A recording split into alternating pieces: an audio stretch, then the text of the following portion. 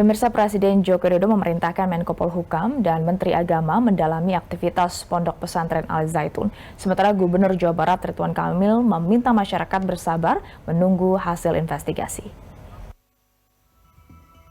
Kasus Pondok Pesantren Al Zaitun kian berbuntut panjang. Pimpinan Pondok Pesantren Al Zaitun Panji Gumilang telah dilaporkan ke Barreskrim Polri atas dugaan penistaan agama. Sementara itu, saat meninjau Pasar Palmerah, Jakarta Barat, Presiden Jokowi telah memerintahkan Menko Polhukam Mahfud MD dan Menteri Agama Yakut Khalil Qomas untuk menginvestigasi pondok pesantren yang terletak di Indramayu, Jawa Barat tersebut. Ya, sabar lah itu Pak Menko Polhukam, Pak Menteri Agama sudah saya perintahkan untuk mendalami. Nanti kalau hasilnya sudah ada, saya sampaikan. Ya. Sementara itu, Gubernur Jawa Barat Ridwan Kamil meminta warga tidak lagi berdemo dan bersabar menunggu hasil investigasi yang dilakukan oleh pemerintah. Saya meminta masyarakat tidak perlu demo-demo lagi. Ya. Kita tunggu saja pengumuman resmi di hari Selasa Rabu yang akan disampaikan Pak Menko. Seperti apa responnya, kita tunggu saja. Sebelumnya, tim investigasi yang dibentuk pemerintah Provinsi Jawa Barat telah melaporkan hasil investigasinya di Jakarta pada Sabtu lalu. Ridwan Kamil menyerahkan langsung hasil temuan Pemprov Jawa Barat kepada Menko Polhukam Mahfud MD. Tim Liputan, B-Universe.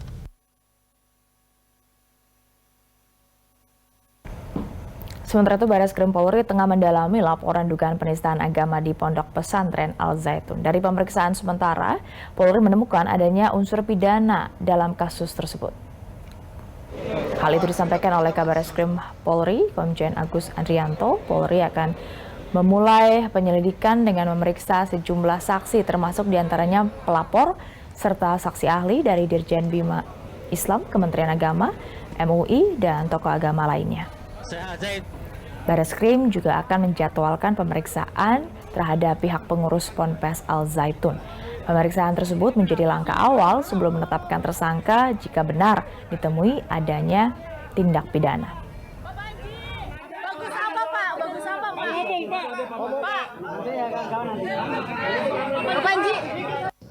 Ya, secara sepintas dari apa yang diupload, apa yang kita dengar, secara sepintas ada dugaan itu.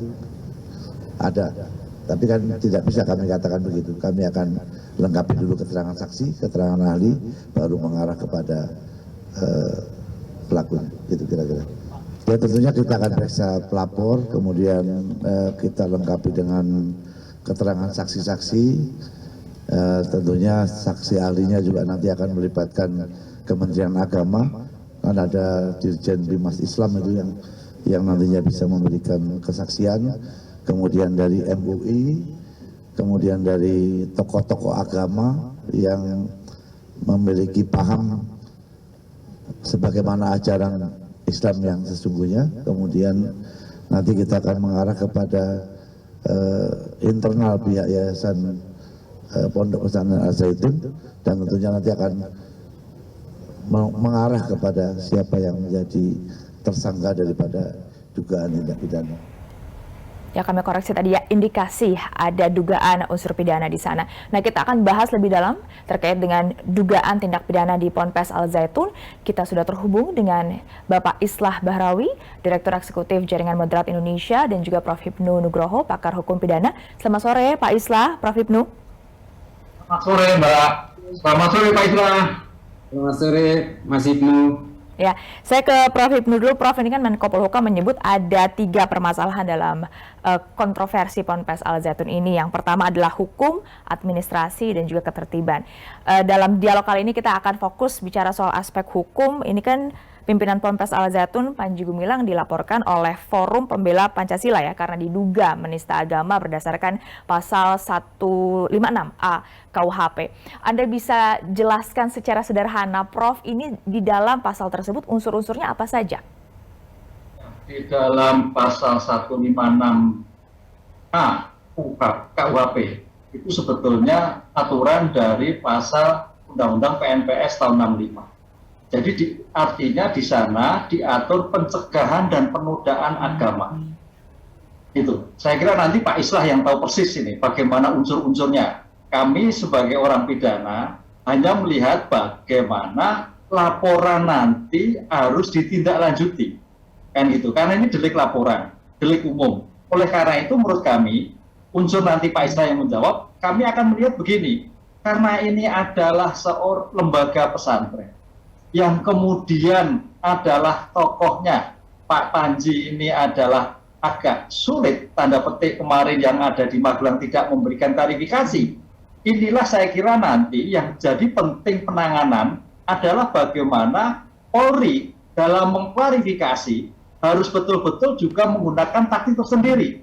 Karena jangan-jangan nanti dia tidak hadir, tidak mau menjawab. Ketika tidak hadir, menggunakan tameng para santri. Nah ini yang jadi problem. Saya kira ini yang problem tersendiri, karena ini tampaknya bukan seperti hal yang biasa, tapi beliau ini dalam tanda petik yang ditanya tidak memberikan klarifikasi, datang pun agak sulit. Oleh karena itu, penanganan ini dalam rangka besok klarifikasi, pemanggilan, itu harus betul-betul hati-hati, jangan sampai terjadi chaos, karena itu lembaga pendidikan. Kasihan santri yang belajar. Oleh karena itu, dalam penanganan seperti ini, terhadap delik dugaan pidana juga harus hati-hati. Tapi kalau terhadap administrasi, Pak Islah nanti, karena ini bisa melakukan pembekuan atau tidak pembekuan, atau kaitannya perbaikan, karena dalam dunia pendidikan itu ada rehabilitatif, kaitannya kurikulum bagaimana, sistem pendidikan bagaimana, rujukannya bagaimana, ini yang harus kita lihat. Oleh karena itu, dimensi dari pengungkapan pondok pesantren ini harus betul-betul hati-hati, Mbak, dari baik aspek pemidanaannya maupun aspek administrasi. Karena di belakang ini banyak orang yang memerlukan suatu pendidikan. Jadi jangan sampai yang belajar ini menjadikan suatu henti karena ada permasalahan oknum yang tanda petik ada dugaan seperti itu. Oke, berarti begitu, Mbak, yang bisa dijerat berarti kalau begitu sistemnya atau institusi Ponpes Al Zaitunnya atau perorangan, dalam hal ini pimpinan dari Ponpes Al Zaitun itu, Prof? Ya, dalam hukum pidana orang, bukan lembaga, orang. Makanya tadi orang. Siapa orang? Ya oknum yang mengajarkannya. Karena orang atau orang-orang, jadi bisa satu orang, bisa beberapa orang. Inilah yang saya kira nanti Polda atau Baris-Krim akan melihat siapa yang bertanggung jawab subjek-subjek ini, bagaimana perkataannya. Kan sudah bisa lihat dari berbagai video YouTube yang dilakukan. Itu suatu bukti-bukti akurat, Mbak. Tapi kan tidak mesti harus melihat seperti itu, harus klarifikasi. Karena sebagai asas equality before the law, asas suatu pendengaran, ya mendengar para pihak, sehingga Pak Gumilang juga harus dipanggil. Bagaimana pendapatnya, bagaimana pemikirannya. Ini yang harus klarifikasi sistem suatu peradilan yang equal. Oke, saya tanya ke Pak Islah kalau gitu. Menurut Anda, Pak Islah, hal apa yang paling memenuhi unsur penodaan agama dalam pasal 156 AKUHP yang kemudian menjadi dasar pelaporan ini? Kalau saya melihat dari perspektif agama sendiri ya, salah satu penyimpangan terbesar dari yang dilakukan oleh Pak Panji Gumilang ini secara individual ya, sebenarnya memang tidak bisa dikenakan secara korporatif gitu ya, karena ini memang dinyatakan langsung oleh Pak Panji Gumilang secara personal, memang yang tampil di berbagai media, termasuk juga pernyataan-pernyataan dia ketika dia sudah menyasar ranah-ranah akidah.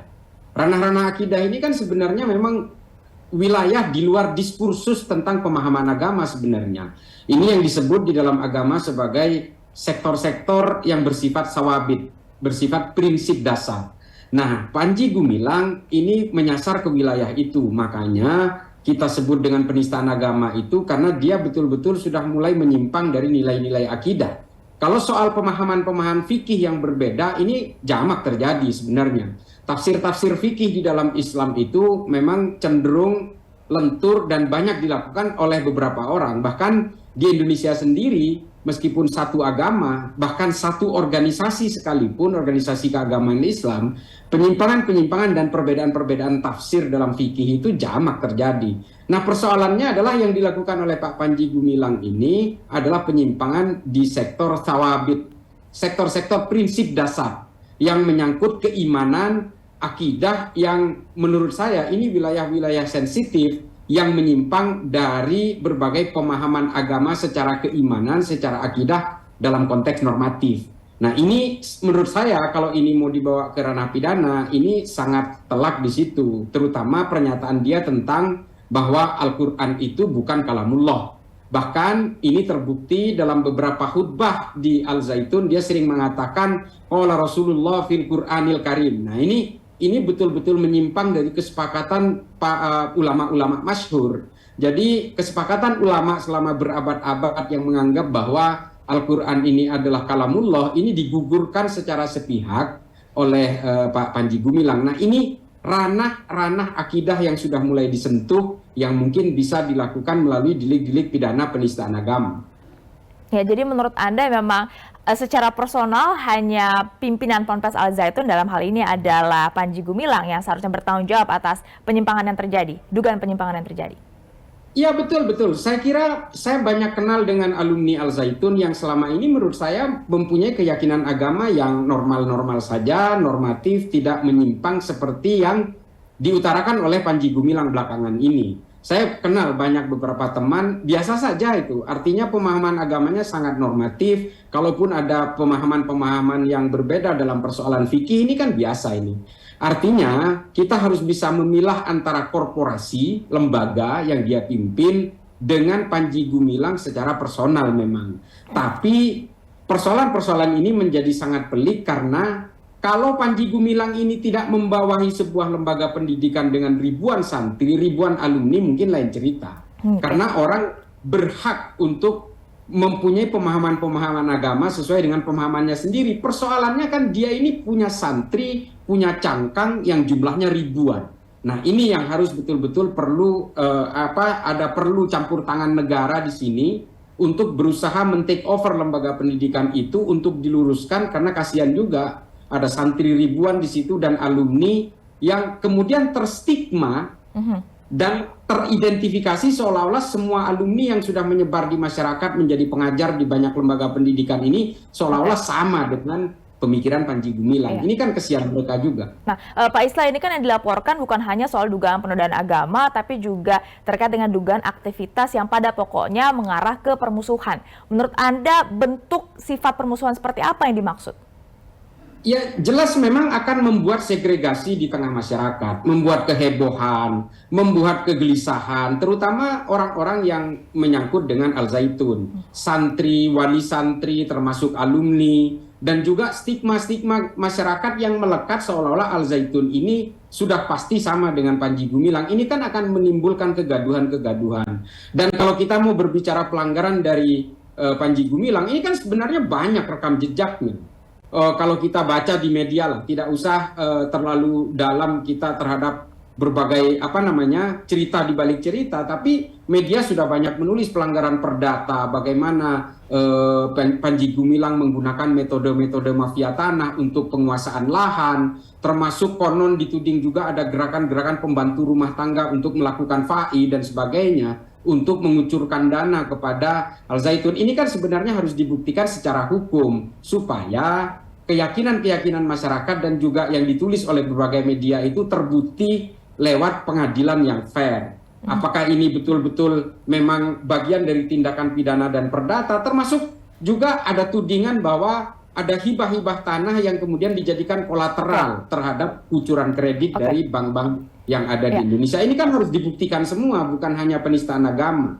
Nah, tapi satu hal saya usul memang kita harus bisa membedakan tindakan-tindakan dari Panji Gumilang dan Al Zaitun selaku lembaga pendidikan secara korporatif. Ini kasihan juga. Tidak semua orang yang ada di Al Zaitun itu pasti sama dengan Panji Gumilang. Pasti itu.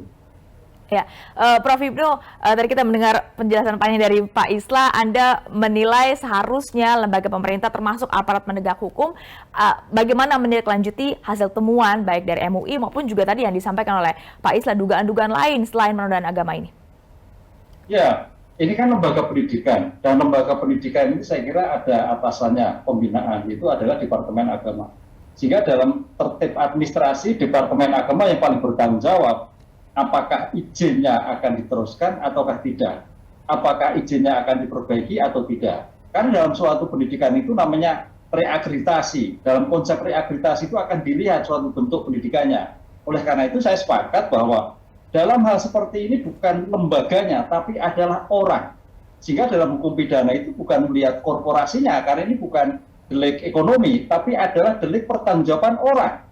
Siapa? Ya, yang dugaan yang selama ini kita lihat adalah Pak Panji yang harus bertanggung jawab terhadap ajaran ucapan yang seperti Pak Islah tadi katakan. Sehingga inilah yang menjadikan suatu chaos terhadap dunia pendidikan khususnya dalam dua Islam yang berbeda sekali, keluar dari kaidah-kaidah yang sudah ditentukan dalam Al-Quran. Arahnya kan ke sana. Jadi sebetulnya perkara gampang, Mbak. Perkara gampang. Gampangnya apa? Lokus deliknya jelas. Tempus deliknya jelas, wilayahnya jelas, orangnya jelas. Nah, sekarang dalam surat jelas ini bagaimana dalam penindakan ini tidak menjadikan chaos. Itu aja. Tidak menjadikan suatu masalah terhadap anak didik. Ya. Tidak menjadikan stigma tadi Pak Islah katakan terhadap alumni-alumninya. Karena ini adalah tokoh sebagai ketua daripada pondok pesantren yang bersangkutan. Ini yang harus dilihat dalam penanganan seperti ini. Baik, terima kasih Prof. Hipnu, terima kasih Pak Islah. Semoga langkah cepat dari aparat kepolisian dalam mengusut berbagai dugaan penyimpangan, termasuk juga aspek hukumnya, ini bisa semakin membuat terang duduk perkara kasus ini, dan termasuk tadi yang paling penting juga bisa meredam kontroversi yang terjadi saat ini. Terima kasih sekali lagi Prof. Hipnu dan juga Pak Islah. Matur nuwun, Pak Islah. Thank you.